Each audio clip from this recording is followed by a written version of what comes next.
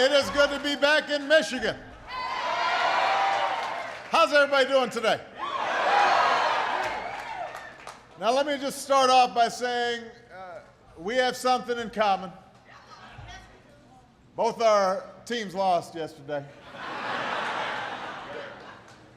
I mean, I would like to come here and talk a little smack about the Bears, but we didn't quite get it done. But it is wonderful to be back. It is good to see everybody in the great state of Michigan.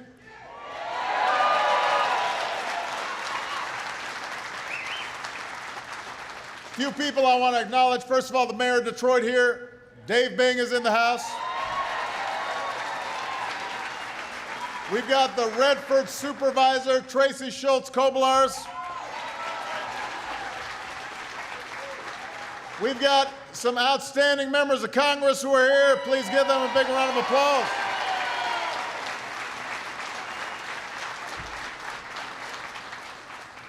I want to thank Martin for hosting us.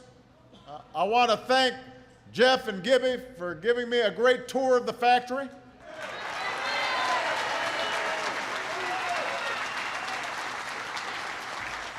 I've got to say, I love coming to factories. I love you. So in addition to seeing the best workers in the world,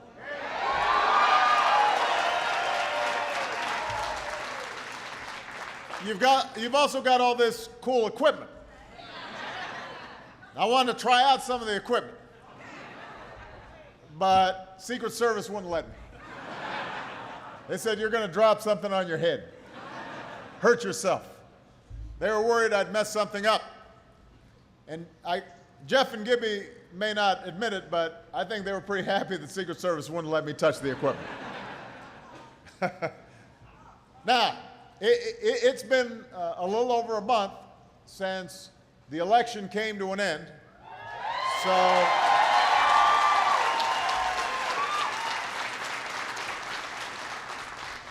it's now safe for you to turn your televisions back on. All those scary political ads are off the air. You can answer your phone again. Nobody's calling you in the middle of dinner asking for your support.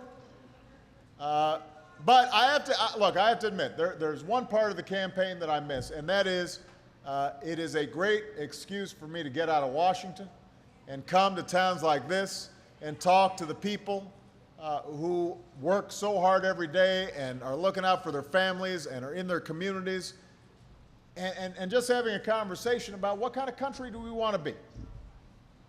What kind of country do we want to leave behind for our kids? Because ultimately, that's what this is about. And I believe, and I've been saying this not just for the last 6 months or the last year, but ever since I got into public office, I believe America only succeeds and thrives when we've got a strong and growing middle class. That's what I believe.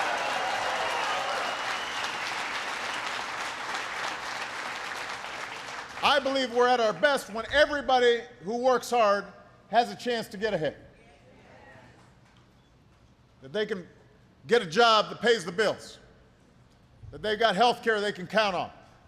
That they can retire with dignity and respect. Maybe take a vacation once in a while. Nothing fancy. You know, just being able to pack up the kids and go someplace and enjoy time with people that you love. Make sure that your kids can go to a good school. Make sure they can aspire to whatever they want to be. That idea is what built America. That's the idea that built Michigan. That's the idea that's at the heart of the economic plan I've been talking about all year long on the campaign trail.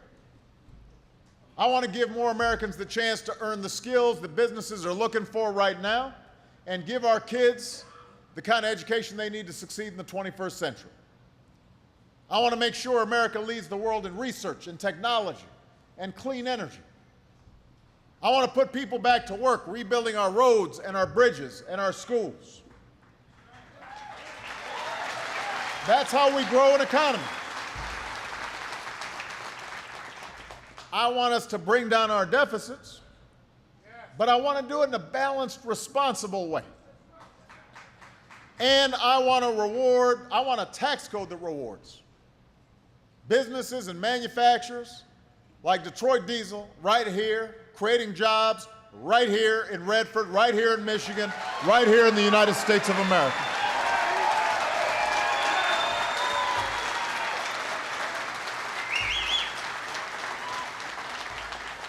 That's where we need to go.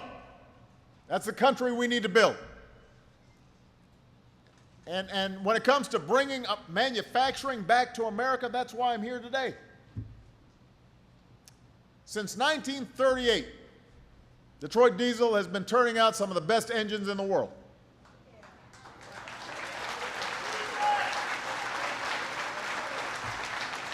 Over all those years, generations of Redford workers have walked through these doors. Not just to punch a clock, not just to pick up a paycheck, not just to build an engine, but to build a middle-class life for their families, to earn a shot at the American dream. For 7.5 decades, through good times and bad, through revolutions in technology that sent a lot of good jobs, manufacturing jobs overseas, men and women like you, your parents, maybe even your grandparents, have done your part to build up America's manufacturing strength. That's something you can all be proud of. And now you're writing a new, proud chapter to that history. 8 years ago, you started building axles here alongside the engines. That meant more work, that meant more jobs.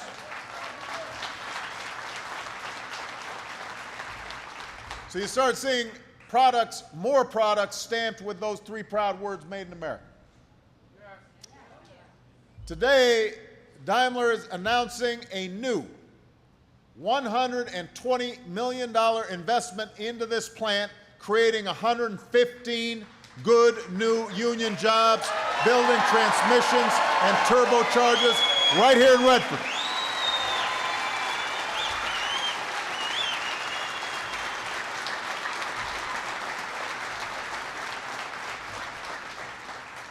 $115 good new jobs right here in this plant, making things happen. That is great for the plant.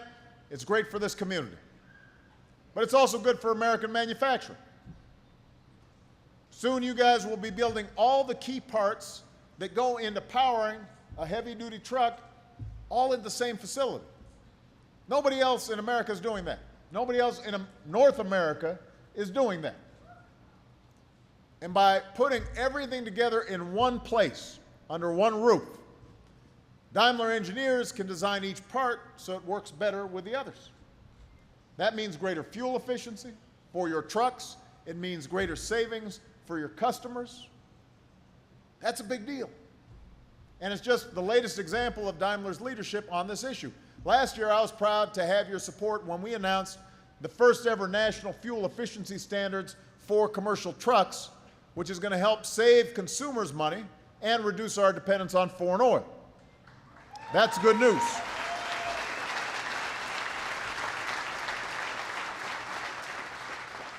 But here's the other reason why what you guys are doing, what Daimler's doing, is so important. For a long time, companies, they weren't always making those kinds of investments here in the United States. They weren't always investing in American workers. They certainly weren't willing to make them in the U.S. auto industry. Remember, it was just a few years ago that our auto industry was on the verge of collapse. GM, Chrysler were all on the brink of failure. And if they failed, the suppliers and distributors that get their business from those companies, they would have died off too. Even Ford could have gone down. Production halted. Factories shuttered. Once proud companies chopped up, sold off for scraps. And all of you, the men and women who built these companies with your own hands, would have been hung out to dry. And everybody in this community that depends on you, restaurant owners, storekeepers, bartenders,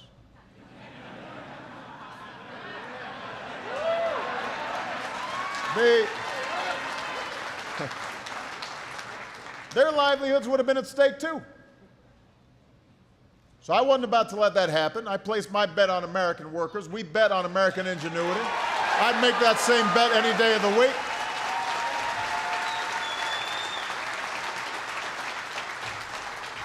Three and a half years later, that bet is paying off. This industry's added over 250,000 new jobs. Assembly lines are humming again. American auto industry is back. And companies like Daimler know you're still a smart bet. They could have made their investment somewhere else, but they didn't. And if you ask them whether it was a tough call, they'll tell you it wasn't even close. So the word's going out all around the world. If you want to find the best workers in the world, you want to find the best factories in the world, you want to build the best cars or trucks or any other product in the world, you should invest in the United States of America. This is the place to do it.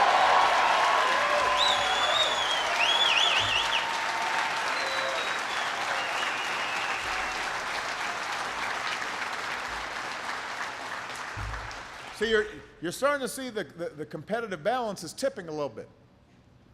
Over the past few years, it's become more expensive to do business in countries like China. Our workers have become more productive.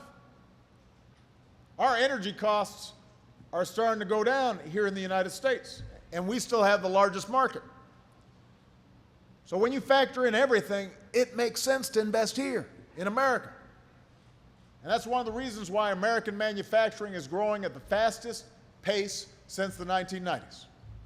And thanks in part to the boost in manufacturing, 4 years after the worst economic crisis of our lifetimes, our economy is growing again. Our businesses have created more than 5.5 million new jobs over the past 33 months. So we're making progress. We're moving in the right direction. We're going forward. So what we need to do is simple. We need to keep going. We need to keep going forward. We should do everything we can to keep creating good middle-class jobs that help folks rebuild security for their families. And we should do everything we can to encourage companies like Daimler to keep investing in American workers. And by the way, what we shouldn't do, I just got to say this, what we shouldn't be doing is trying to take away your rights to bargain for better wages or working conditions. We shouldn't be doing that.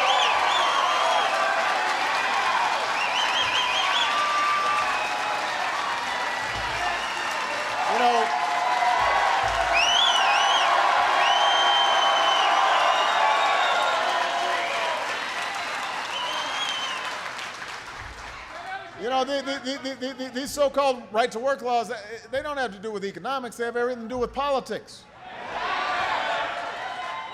What they're really talking about is giving you the right to work for less money. You only have to look to Michigan, where workers were instrumental in reviving the auto industry, to see how unions have helped build not just a stronger middle class, but a stronger America.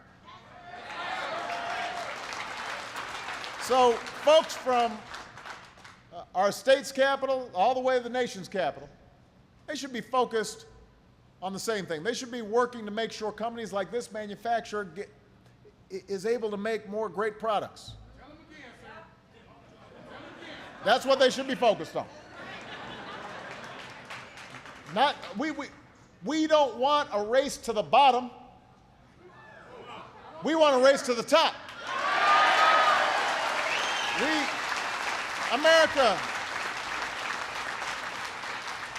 America's not going to compete based on low skill, low wage, no workers' rights. That's not our competitive advantage. There's always going to be some other country that can treat its workers even worse. Right? What's going to make us succeed is we got the best workers, well-trained, reliable, productive, low turnover, healthy. That's what makes us strong. And it also is what allows our workers then to buy the products that we make, because they got enough money in their pockets.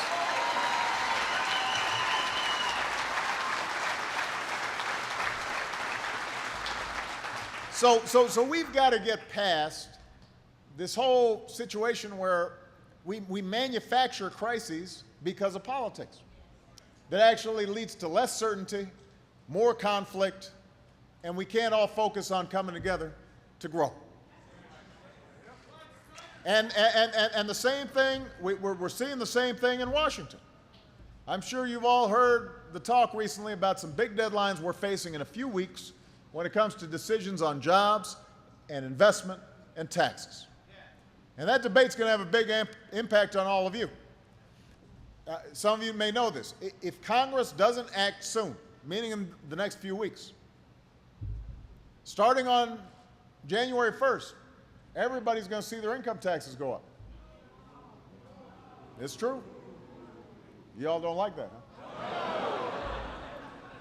Typical middle-class family of four will see an income tax hike of around $2,200. How many of you can afford to pay another $2,200 in taxes? Not you? No, I didn't think so. You can't afford to lose that money. That's a hit you can't afford to take. And by the way, that's not a good hit for businesses either.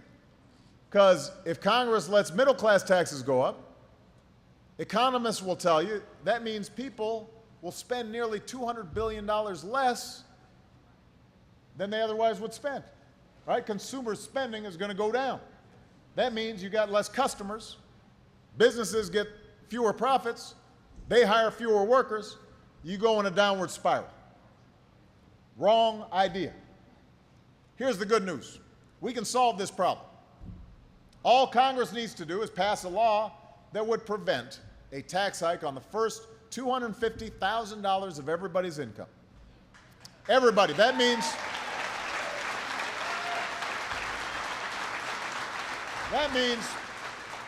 98% of Americans, and probably 100% of you, 97% of small businesses wouldn't see their income taxes go up a single dime. Even the wealthiest Americans would still get a tax cut on the first $250,000 of their income. But when they start making $1 million or, $10 million or $20 million, you can afford to pay a little bit more. You're not too strapped. So Congress can do that right now. Everybody says they agree with it. Let's get it done. Now, so that's the bare minimum. That's the bare minimum we should be doing in order to grow the economy. But we can do more. We can do more than just extend middle-class tax cuts.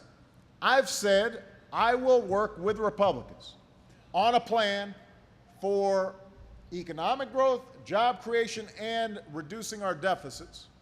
And that has some compromise between Democrats and Republicans. I understand there's people have a lot of different views. I'm willing to compromise a little bit. But if we're serious about reducing our deficit, we've also got to be serious about investing in the things that help us grow and make the middle class strong, like education and research and development, and making sure kids can go to college, and rebuilding our roads and our infrastructure. We got to do that. So when you put it all together, what you need is a package that keeps taxes where they are for middle-class families. We make some tough spending cuts on things that we don't need, and then we ask the wealthiest Americans to pay a slightly higher tax rate.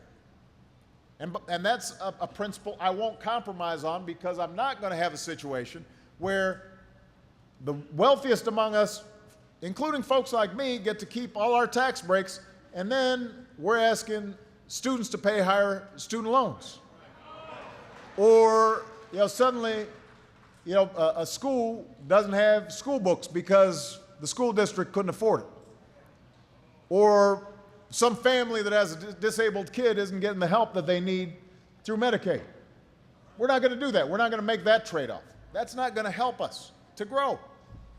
Our economic success has never come from the top down. It comes from the middle out.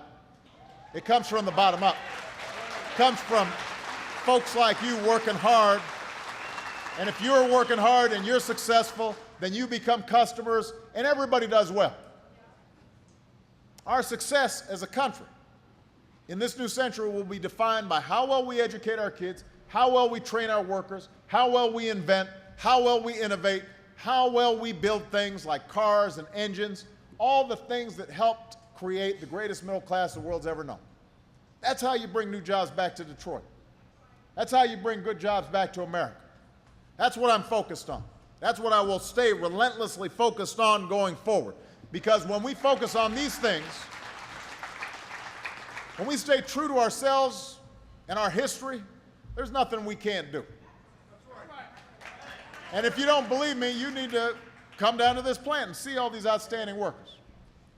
In fact, as I was coming over here, I was hearing about a guy named Willie. Where's Willie? Where's Willie right here? Where's Willie? Now, in case, where's Willie?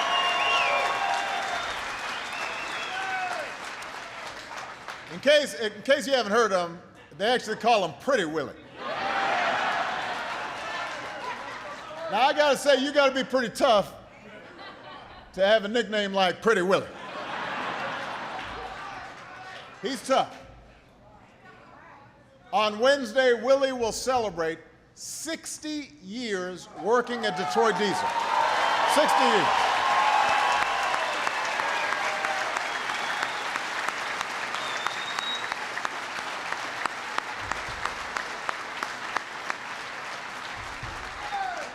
Willie started back on December 12th, 1952. I was not born yet. Wasn't even close to being born. He made $1.40 an hour.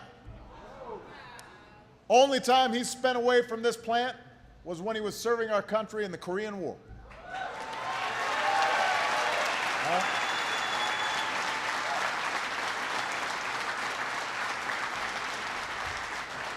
So 3 generations of Willie's family have passed through Detroit Diesel. One of his daughters works here with him right now, is that right? There she is. In all his years, Willie's been late to work only once. It was back in 1977. It's been so long he can't remember why he was late. But we're willing to give him a pass. So Willie believes in hard work. You don't keep a job for 60 years if you don't work hard. Sooner or later, somebody's going to fire you if you don't work hard.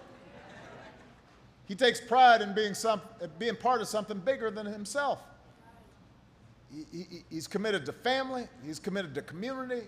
He's committed to country. That's how Willie lives his life. That's how all of you live your lives. And that makes me hopeful about the future. Because you're out there fighting every day for a better future for your family and your country. And when you do that, that means, you know, you're creating value all across this economy. You're inspiring people. You're being a good example for your kids. That's what makes America great. That's what we have to stay focused on. And as long as I've got the privilege of serving as your president, I'm going to keep fighting for you. I'm going to keep fighting for your kids. I'm going to keep fighting for an America where anybody, no matter who you are, no matter what you look like, no matter where you come from, you can make it and you try here in America. Thank you very much, everybody. God bless you. Thank you. God bless America.